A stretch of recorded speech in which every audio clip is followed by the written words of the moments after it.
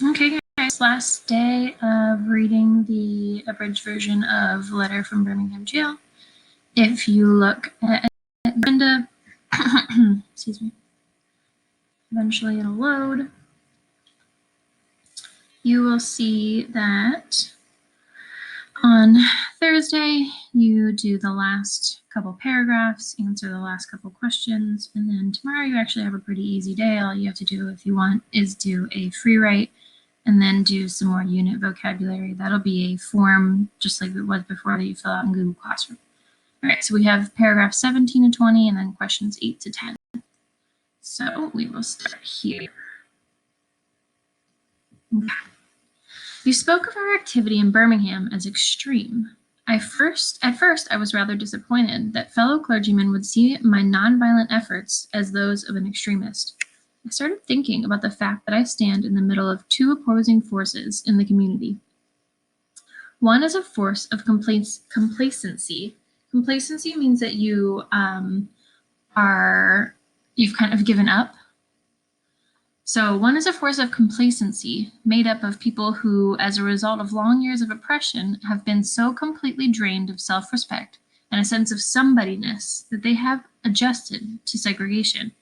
And a few in the middle class who, because of a degree of academic and economic security, and at points they profit from segregation, have unconsciously become insensitive to the problem of the masses.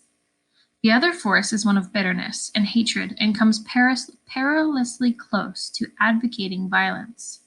It is expressed in the various Black nationalist groups that are springing up over the nation, the largest and best known being Elijah Muhammad's Muslim movement. This movement is nourished by the contemporary frustration over a continued existence of racial discrimination. It is made up of people who have lost faith in America, who have absolutely repudiated Christianity, and who have concluded that the white man is an incurable devil.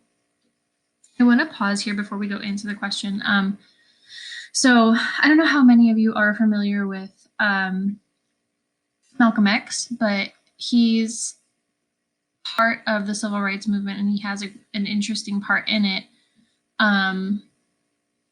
He would have been part of this segregation. They were for segregation. They believed that it was okay to be separate because they didn't want anything to do with white people. And it kind of sounds a little strange, I suppose, but we shouldn't think it's strange because really these were people who had been brutalized for centuries. And I don't think it's ridiculous to think that they might want to just completely separate themselves from those people. You can see Elijah Muhammad's Muslim movement there is underlined, and if you go down on the bottom, it's known as the Black Nationalist Movement that advocated for a separate national status for Black Americans. Elijah Muhammad was the leader of an organization called the Nation of Islam.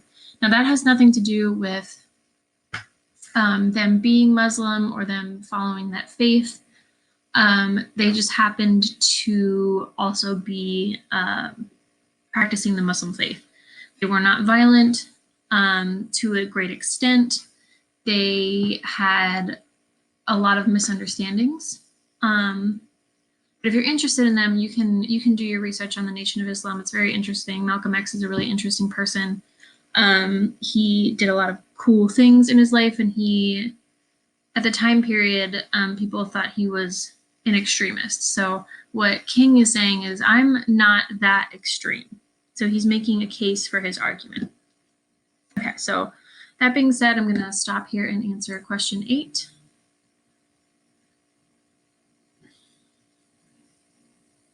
Okay, what two opposing or opposite part of the community in which King operates? We have complacency and bitterness, mindfulness and creativity, or resilience and degradation.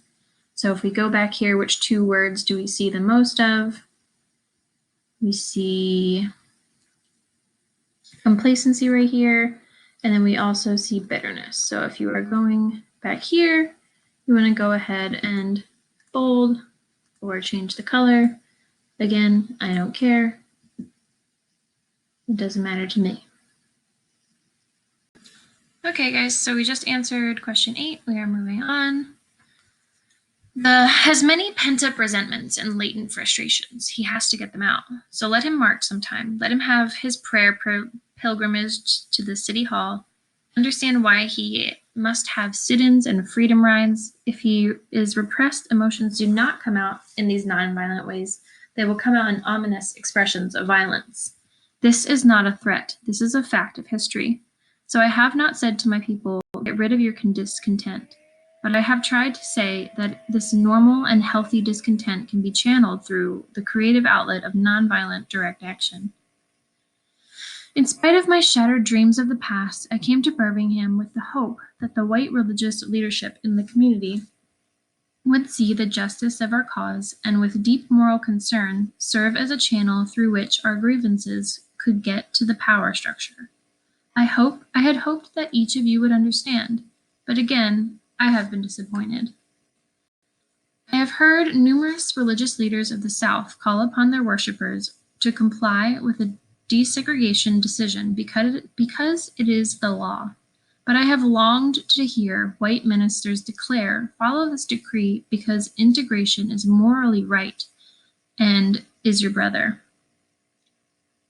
In the midst of blatant injustices inflicted upon, I have watched white churchmen stand on the sidelines and merely mouth pious irrelevancies and sanctimonious trivialities.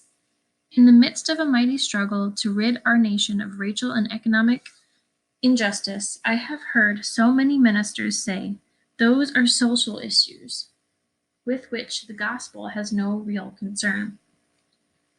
And I have watched so many churches commit themselves to a completely otherworldly religion, which has made a strange distinction between body and soul, the sacred and the secular. All right, question 9 here. I'm going to stop before we answer that. I highlighted that section there at the top of paragraph 19 because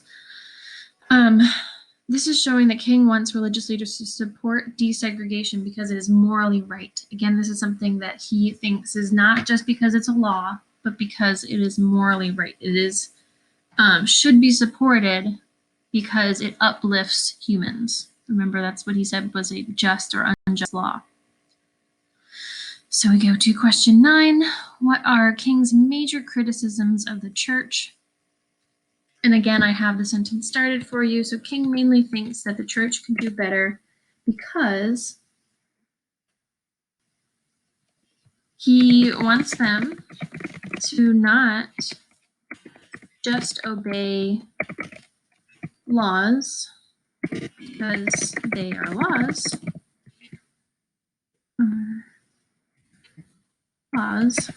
but also because they are morally right. So what he's saying there again is he wants them to be part of the solution to racial inequality. He wants them to, again, like I said, follow the law because it is also morally right. And we're actually almost finished here.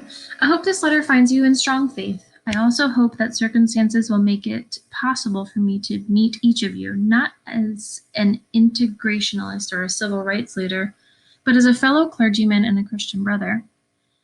Let us all hope that the dark clouds of racial prejudice will soon pass away and the deep fog of misunderstanding will be lifted from our fear-drenched communities. And in some not too distant tomorrow, the radiant stars of love and brotherhood will shine over our great nation with all their scintillating beauty. Yours for the cause of peace and brotherhood, MLK Jr. MLK King Jr., sorry. And these highlighted phrases here, they're going to help us answer question 10. So these highlighted words help set the tone of the last paragraph. Are they positive or negative?